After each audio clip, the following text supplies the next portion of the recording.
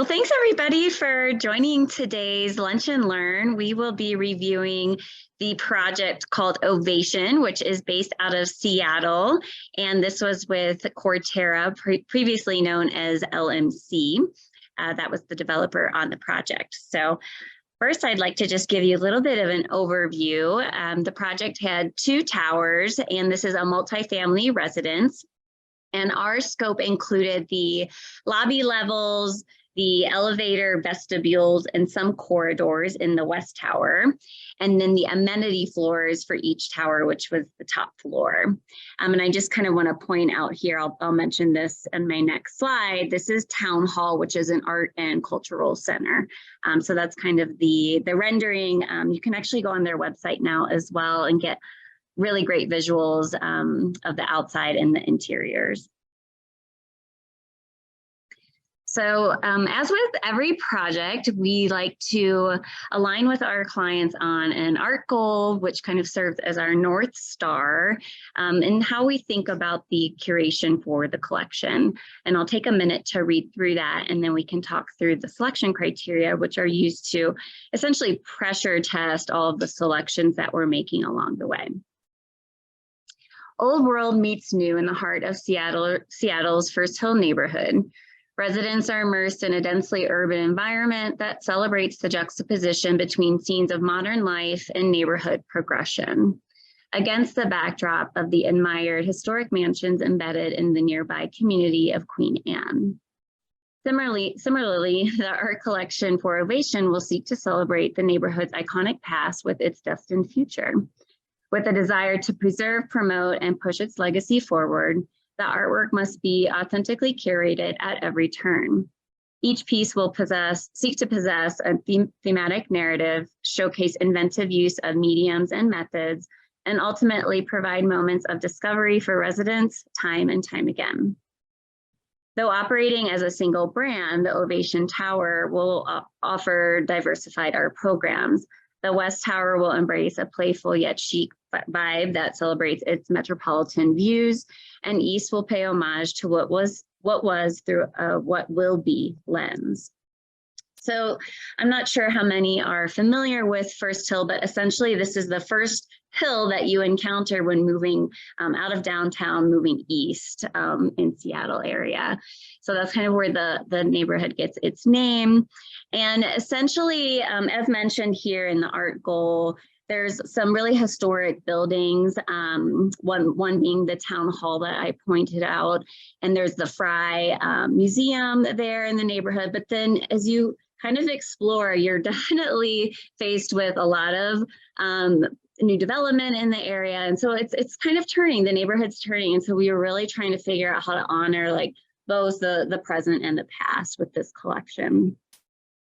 So thinking about those selection criteria and how they ladder up to this art goal, you know, the client was really wanting to emphasize the idea of authenticity. So through not only like choosing like local artists, but also materials and things that just were really different, not your typical print poster collection. Refined but fun, so you'll see that in the future slides here. Really being intentional with every selection. So again, how are we honoring this story and looking through a lens that feels progressive and thought-provoking. And I loved this client because they really did want to push boundaries in that way.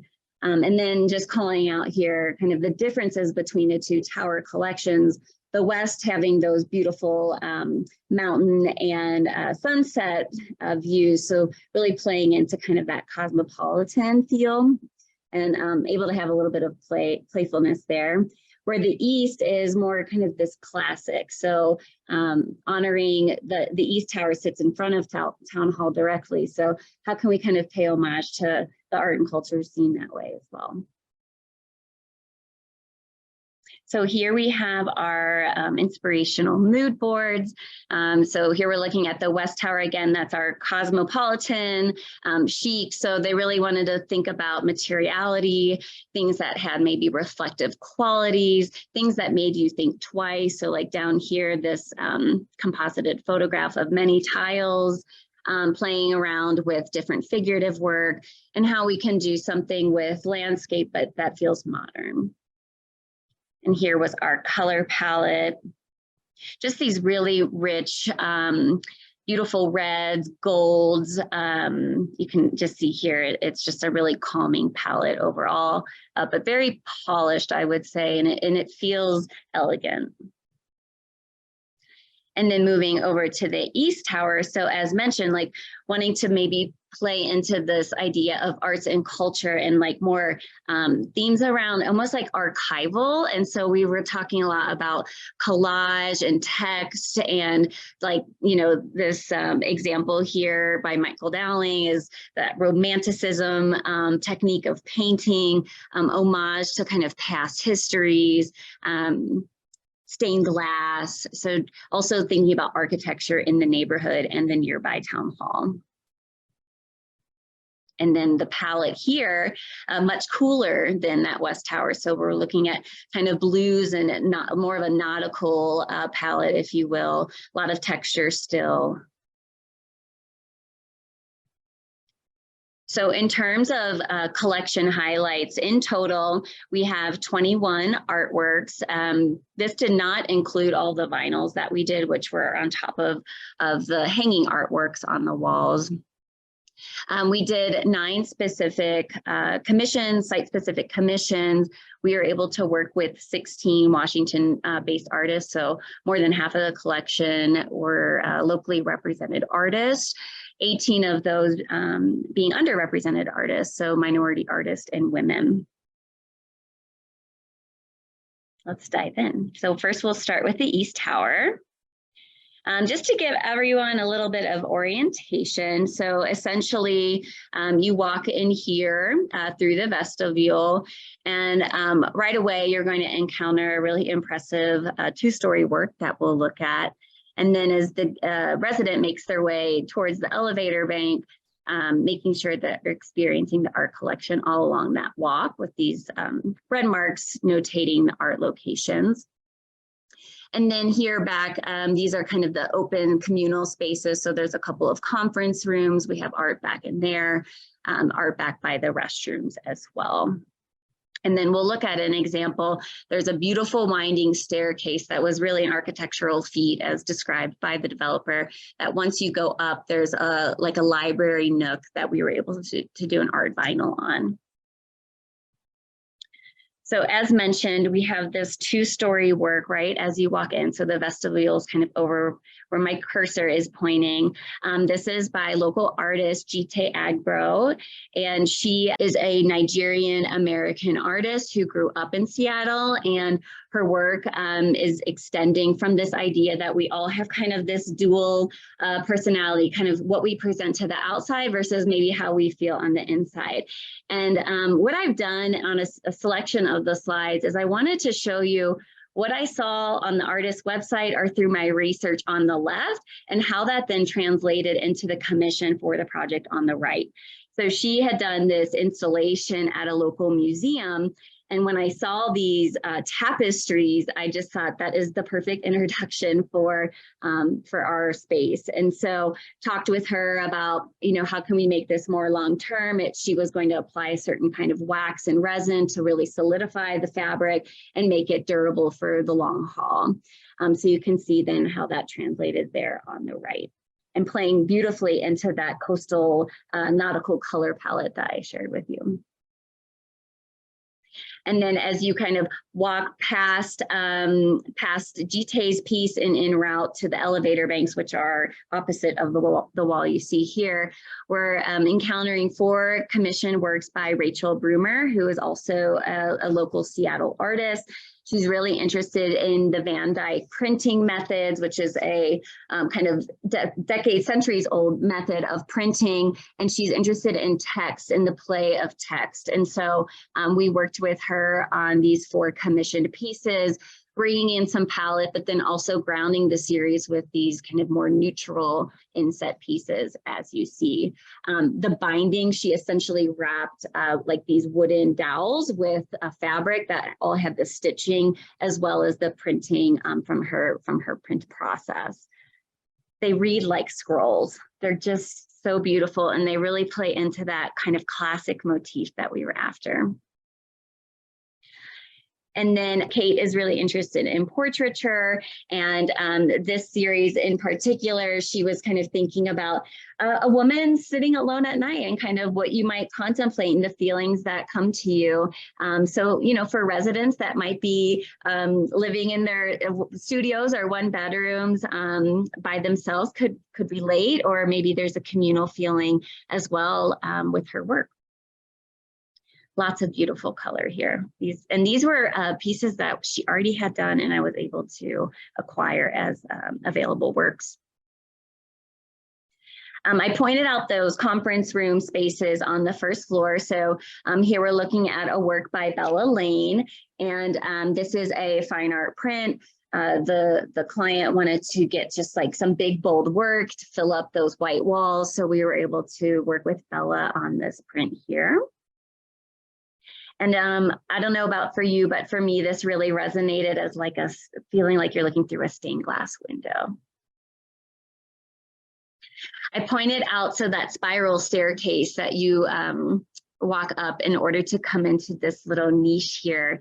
And this was a part of the project early on, and we actually worked on art vinyls as a phase one before getting into the rest of the collection, just due to timing and phasing for the project. So Yoko is a local Seattle-based artist, and she's really interested in dream states, spirituality, kind of the spirituality that objects possess, and like how that plays out when she photographs these objects.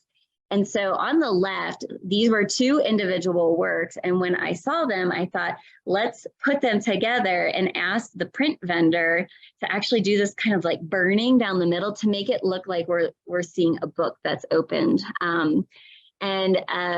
What I loved about her work and how it played into the theme is just, again, this archival nature of it, and like, what are these objects? And you could just study these for hours and still come up with new ideas. And then down here below, I just wanted to kind of show, you know, some of the notes that were exchanged between myself and the vinyl producer. They're out of California. They're called Aztec, and they were just fabulous to work with. We worked really closely. I think the binder is around the office somewhere. I had like 100 different substrates to choose from. And so we worked really closely with Ginsler, the designer on the project, to find the right substrate that really made the image as polished and high quality as possible. Oh, these are so fun. So Robert McCauley is a Washington-based artist. That idea of romanticism painting really jumped out from his works.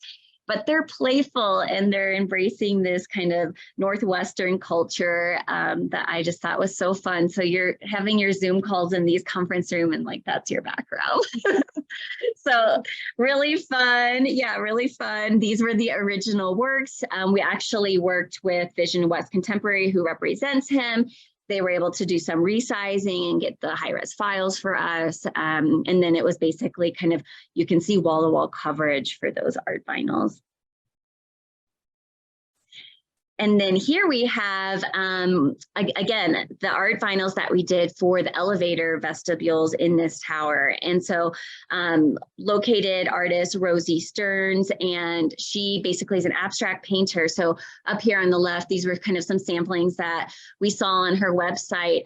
The client was able to choose 4 different artworks that we eventually had produced. So every, kind of every 4th floor got the same treatment.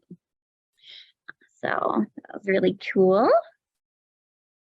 And now we're moving up to the amenity floor in this tower. So just to kind of orient everybody there, here are the elevators that you come up on. We have a location, of course, right across from the elevator, and then all the kind of common spaces as you kind of can circulate the top floor and enjoy the different communal spaces there. So right outside the elevator bank, we have a commissioned work by North Carolina artist Susan Lenz. And on the left, these were artworks that I found on her website, and thinking again about stained glass and kind of those classic motifs. it was just the perfect match. And so we worked with her on a triptych here. And what's really cool about Susan's process is she works with velvet and polyester, and where you see kind of the negative space, she's melted away material. She like works with fire torches. It's incredible. And so these, she actually did the framing herself. And then back here, you can actually see another work by Bella Lane, who we saw downstairs as a fine art print. Again, just trying to bring some interest into the hallway with a large work there. Moving kind of around the space, we have this commission by local artist Jennifer Fernandez on the left. So this was the work that I saw on her website. And I believe this was inspired by a time she spent in Miami. So hence the really colorful, punchy palette. And in talking to her, I said, like, would you be able to represent the First Hill neighborhood? And she's like, absolutely. So she had, you know, this was kind of the first progress check-in, that 30% check-in that I had with her, where she's just kind of sketching out the major highways that run through the area. And then here we're looking at 60% and then final. So, you know, an abstract way to bring to life this neighborhood. And then here, again, in this, I think this is like a movie screening area. You can see the stadium seating with all the pillows. We have works again by Susan. So she's a really multifaceted artist. These are, she uses like a stitching method to create these shapes, and then she'll do paint and do like a resin on top to protect the works. On her website, she had these like more as a square orientation. And I was thinking about the nearby town hall and the architectural elements of that building, and thinking about the columns and like, could we honor the columns somehow and make these really tall? I want to say in the end, these were like 6 feet tall. And so she's like, absolutely, and came up with the sketches. And it was just a really collaborative process in terms of getting to these final pieces. So we have one here and one here on the far right. And now we'll move over to the West Tower. Okay, so moving into the West Tower, here is your entrance. And I'm actually going to show you, this is the reception desk that became an ad scope opportunity. So we've got some artwork there. And then as you kind of circle around the space, basically we've got the elevator bank. So having a moment of pause for everybody waiting for the elevator. Back here on this back wall near the washrooms. And then just kind of these are the leasing offices. So making sure that there's an artistic moment for residents as they're getting to know the property. This is opposite of the elevator bank, and the artist was able to attend the grand opening, which was really incredible. These are encaustic works. You can see the work that I first saw on Joey's website. These were maybe 12 by 12. He had never done artwork this large at scale, so this was a new thing for him as well. And I think at 9DOT, we're always excited to help artists discover something new about their practice and support that. Down below, these are all the notes in terms of getting that coloration just right.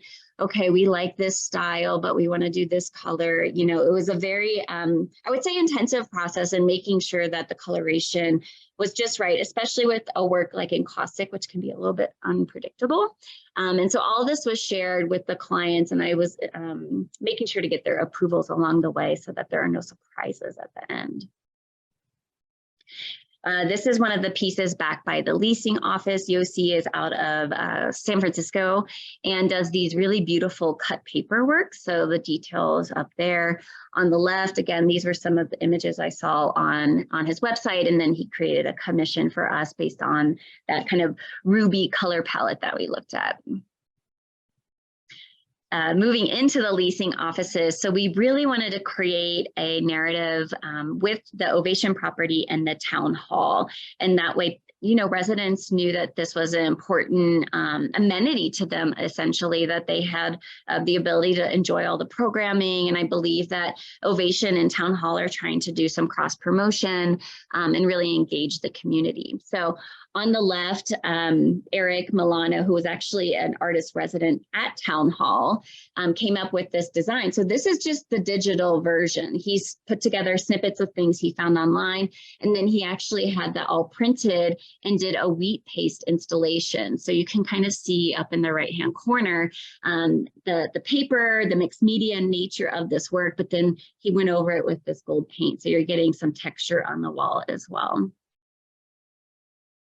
And this, I should mention, just tells the story of Town Hall. So when you look closely, he actually pulled text from the Town Hall website and is really bringing in that history. Here we have works by Stephanie Scott, also featured here on the right. She came to the opening. On the left, so this was the work that I saw on her website, and I was thinking just about our color palette and just doing a really nice grounding abstract work. And we did these as an image license. And one of the things that the artist did after the printing was actually this gold leaf line. The one in the middle didn't have that originally, so she actually added that for us as part of the series. And now we're moving up to 31. So you come off the elevator, we have an art location here. And then essentially that walking path, again, as residents enjoy the communal spaces, just making sure that they're, enjoying an art experience, whether it's through a two-dimensional work or an art vinyl all throughout. So here we have outside the elevator bank, you can actually see the reflection there, this sculptural installation by David Franklin. I've worked with David before. I'm really familiar with his sculptural work. This here is in, I believe, Northern Colorado. And so David is really adept at working with different spaces and kind of activating them. Down below here on the left, this was his rendering. On the right is the final product. It's really quite close. Yeah, it's really cool. And he's just a pleasure to work with. The pool is on this level, so we were kind of, playing into that and just wanting to create a playful yet sophisticated experience as they got off the 31st floor.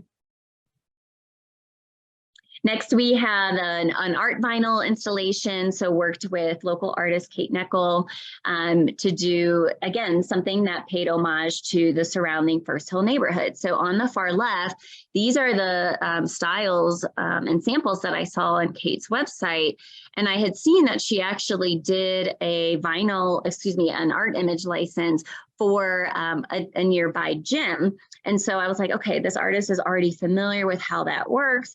I wonder if she'd be interested in our project. And she absolutely was. So she came up with a design. I think this was maybe a 12 by 18 painting that we ended up having photographed and vectorized so that we could scale it to the size of this wall. But Kate is really interested in kind of symbology and walking the neighborhood. She actually went out and kind of got inspiration from the neighborhood itself.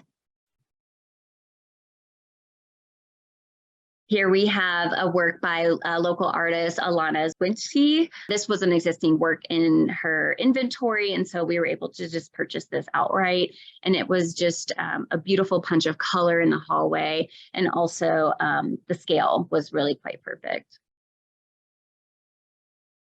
And then I wanted to point out a couple more of the art vinyls, so the elevator, vestibules, and the corridors. So in this tower, we essentially alternated two artworks from the same artist as you go up the floors. And then where you see these little orange markings, these are actually little insets outside of the residence door, and wanted to bring to life an artistic moment there. So starting with those artworks by Christoph, I love this story. So Christoph works with butcher paper, and this is an installation he did, I believe, somewhere in Europe with like a centuries old church. And at night, he had this paper lit up and they become these incredible sculptural forms. So I worked with him on an image license, and I said, like, could we get that image and like essentially have the print vendor slice it 6 ways and basically repeat it around the corridor. So that's what you're seeing then on the right side.